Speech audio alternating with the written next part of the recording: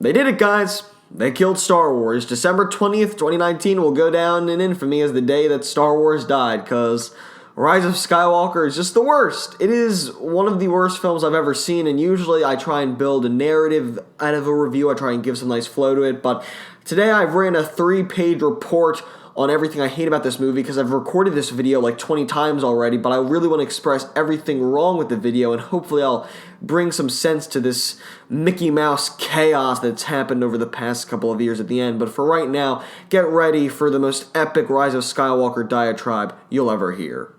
Alright, so here we go. J.J. Abrams has absolutely no control over a plot that moves so fast that it allows for absolutely no character development for an already shallow roster of characters. The plot itself is a shallow, boring, and uninspired MacGuffin chase about how Kylo is chasing Rey, and then Rey and the gang are chasing some MacGuffins to eventually get to Palpatine to stop Palpatine. And also, by the way, Palpatine is trying to get Kylo to get Rey. This plot rapidly perpetuates itself to an underwhelming climax and is for the most part a boring and uninspired MacGuffin chase that doesn't even have the decency of being fun and mindless. You know, John Wick at least had the decency to have some fun cinematography and exciting action scenes, but I digress. This film doesn't even have the decency to do that. The film begins with Kylo Ren finding Palpatine on a mysterious Sith planet. Lord knows how Palpatine was able to get his dead body out of the reactor core of a blown-up Death Star to that planet and have an entire fleet plus followers help him and a whole cloning process. I don't even know if he planned this all premature, his death in Return of the Jedi, but of course, J.J. Abrams being J.J. Abrams, it means that absolutely nothing is explained, and he ultimately raises more questions than he answers, leaving sites like IGN and Looper to elaborate on plot points more than he does. This is especially infuriating considering that this is the last installment of the franchise, and we'll never know how much of this film functions in respect to the ideas like the Force, because the film gives us no information to work with, and we'll touch on more of that later. Kylo Ren, the best new character to come out of this trilogy exclusively, has his development off-screen, which is as horrible as writing can get. He transformed from a wild, unpredictable, and broken character in The Last Jedi to a cool, calm, and collected leader in this film with no explanation whatsoever. The Last Jedi tried to make him a complex Star Wars villain that is not 100% confident in his actions, but J.J. Abrams makes him a pathetic clone of Vader like he was in The Force Awakens. J.J. Abrams, for some reason, unknown to man, reverts all these characters back to the one-dimensional scrubs they were in 2015. Poe's struggle with his position as a leader is completely abandoned for him being a simple pilot with no depth. Abrams hilariously tries to make Poe have a stained past by making him a former spice runner, I think that's what it's called, but of course barely weaves it through his arc and abandons it after the gang talks about it for about 15 seconds. Finn is back to the Rey-obsessed loser he was in 2015 and doesn't even have the struggle of being a coward anymore. He is somehow less complex than he was initially when he was introduced. Rey is back to being a normal Mary Sue instead of being an oddity in the Force that wrestles with her identity. Any development that happened when we met her in 2017 and any development for honestly all of the characters is gone because of the hubris that JJ displays. This man makes the same mistake that Rian Johnson made in The Last Jedi. He completely ignores what came before him and ultimately ends up coming off as a juvenile, spoiled brat in the process. Any development that happened is just gone because he thinks he can just go to the last movie and change things to what Star Wars was going to be for him. It's clear that the vision for this trilogy was to have Finn and Poe fight over Rey like two bumbling morons as the trio crusades across the galaxy. Their friendship is somehow weaker than it was when they first met because of how easily they let Rey create friction between them. It was obvious that there was going to be a love triangle in this trilogy, but of course, it wasn't actually introduced before, so now JJ introduces it now and gives us no explanation, and of course it never amounts to anything because Rey is never involved with this tension, and we get absolutely no closure to this process. It's just used with this stupid Marvel dialogue that I'll get to later. And oh, by the way, Poe also has another love interest, and Finn also meets another stormtrooper that turned against the First Order, who may also be a love interest.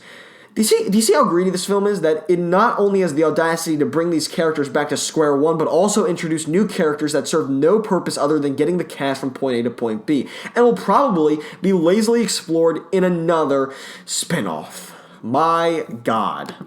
And you know what? We'll just hop into the Marvel dialogue right now. When this film is not assaulting us with exposition, it uses the wannabe Marvel banter that everyone hates from Star Wars because it just ends up making Star Wars feel desperate and less serious than it already is. And Star Wars should be serious because that's the whole point, that it's this huge, epic galaxy adventure, but whatever. It's not like the dialogue completely betrays the tone, and people have been completely disgusted by this over the past couple of years, and now JJ just ignores it, and, when it comes to one of the worst elements of The Last Jedi, he just builds upon it instead of removing it. This trio uses the stupid and ineffective banter every second of the screen. They share constantly on the move instead of sitting down and just talking in a way that advances their characters or any thematic elements of Star Wars. The film never has a moment to breathe. There's not a single scene in which the characters sit down and have a compelling dialogue exchange, and it's not even redeemed by exciting action sequences because there are none. The action in this movie could not be more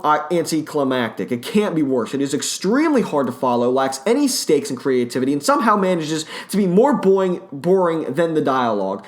God, I gotta go back to speech. The desert chase is most likely the worst action scene in Star Wars because of how much it excels at being the qualities I just mentioned, and of course for the fact that it takes place on another fucking desert planet. J.J. Abrams doesn't even have the decency to delight us with new worlds or character designs. No, it's just the same shit we've seen 10 times over. Another planet that is a group of smugglers hanging out and drinking to music. Come on, JJ. There's just no creativity here, and I don't know why. Doing the same planets and the same creatures and stupid shit over and over again. Like, I get the plot point stuff, but to do the same locations, how are you pleasing anyone? The Knights of Ren are randomly introduced and never explained, and also betray Kylo for no reason, because why should there be a reason? We'll let IGN and all the people over there explain that.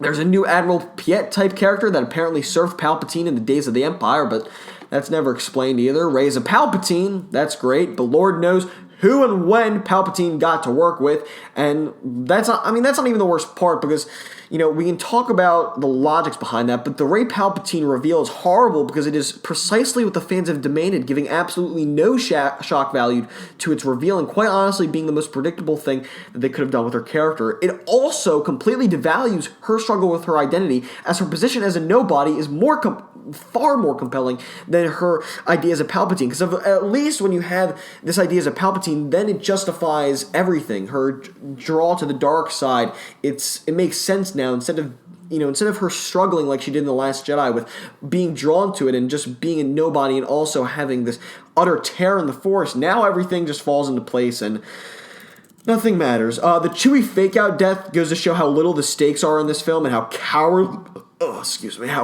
and unskilled Abrams is as a filmmaker. He pulls the classic "he wasn't in that ship" trick that's been used a billion times. But unlike talented filmmakers like Spielberg, he gives zero evidence that Chewie was taken onto a different spacecraft. Basically, it's shown that Rey is killing Chewie when she uses Force lightning, which, foreshadows her Palpatine reveal. But, Chewie just wasn't on the ship, even though it was clear that was the ship that was taking off, and Chewie was clearly shown to be on that ship. It wasn't on the ship. Okay. The fake, and it's just bad writing in general, almost 100% of the time, so even if you have an excuse that he wasn't on that ship, it's still bad writing. Like Chewbacca's death, C-3PO's side plot of memory wipe has no stakes because his memory is completely restored after getting wiped. Hux is apparently a spy. Do you see what I'm dealing with? That this film is so balls to the wall, stupid and loosey-goosey that I just have a list. I have a list of shit instead of giving a smooth review that points out both qualities and faults, because it's just all faults. And I feel obligated to explore every single fault because everything is bad. Not only is Hux a spy, but he's a spy because he wants Kylo to lose. He doesn't have a compelling reason to actually switch over.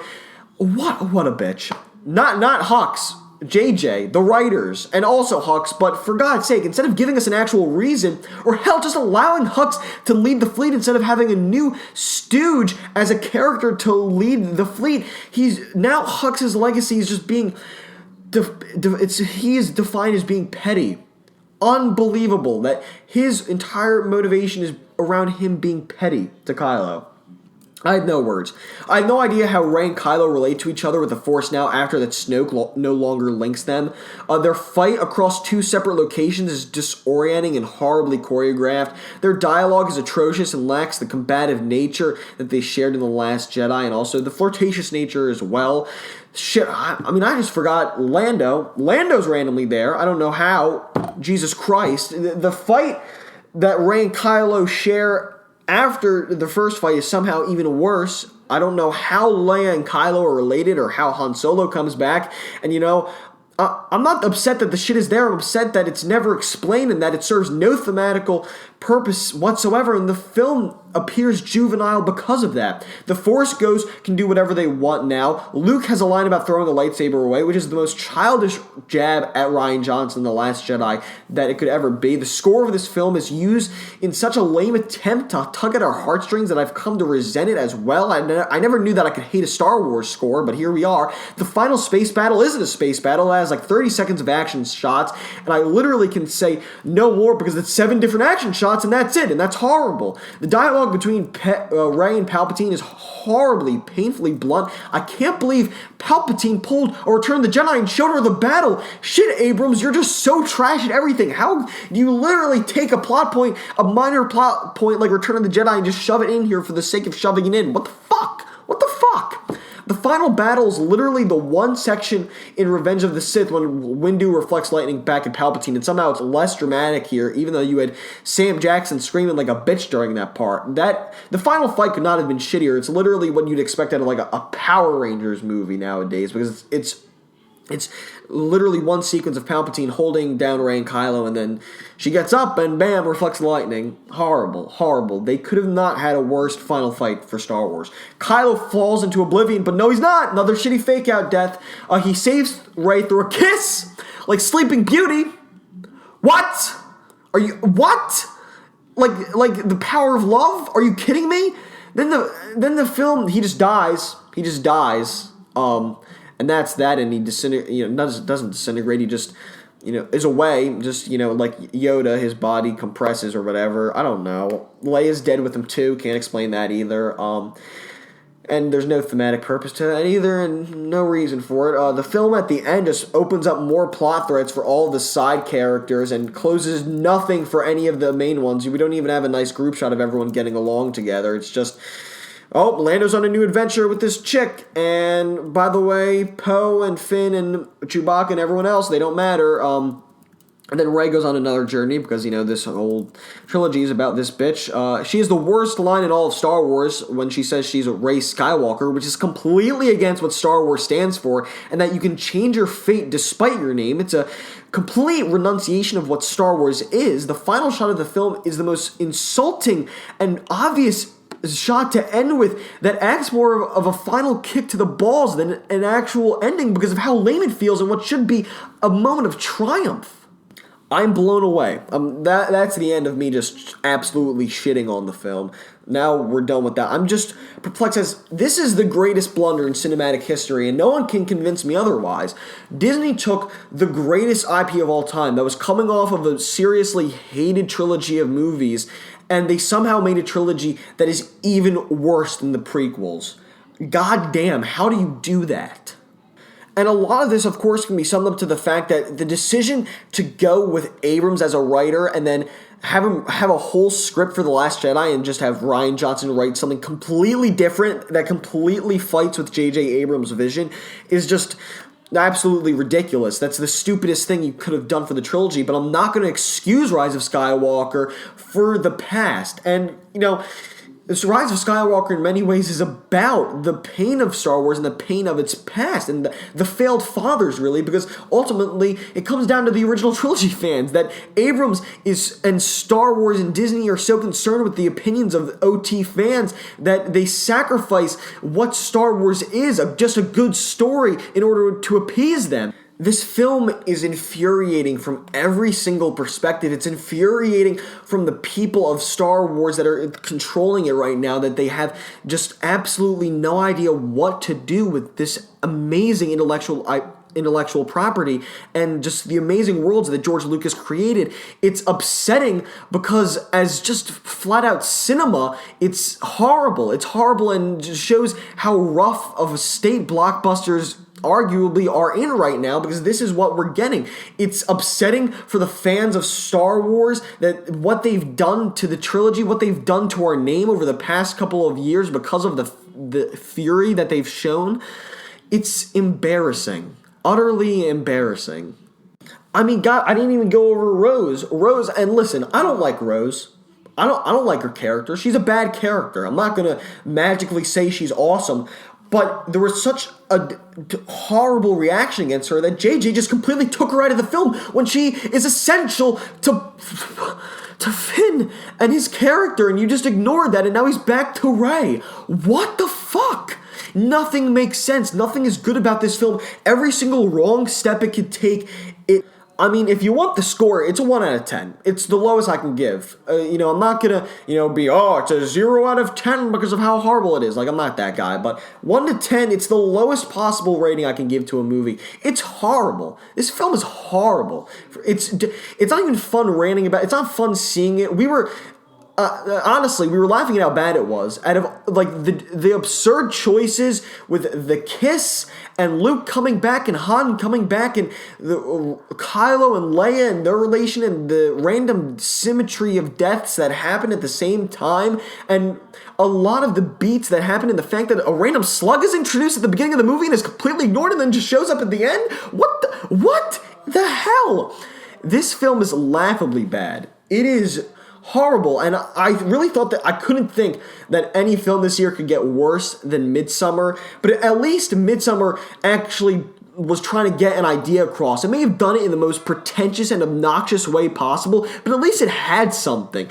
Star Wars Rise of Skywalker has no redeeming qualities. It may just be the worst film I've ever seen, and it's a sad ending to the decade that this is what we're left with, that Star Wars is dead, and there's no hope for it left, not in the state these fans are in, not that the state that Disney is in, and the conflict, and everyone's part to blame. I'm part to blame. I came out of The Last Jedi loving it, and then let my opinion get completely changed by the fan base, and yeah, the film's pretty flawed, but there are honestly some really redeeming qualities of it that I couldn't see, that I saw a lot more because of this film.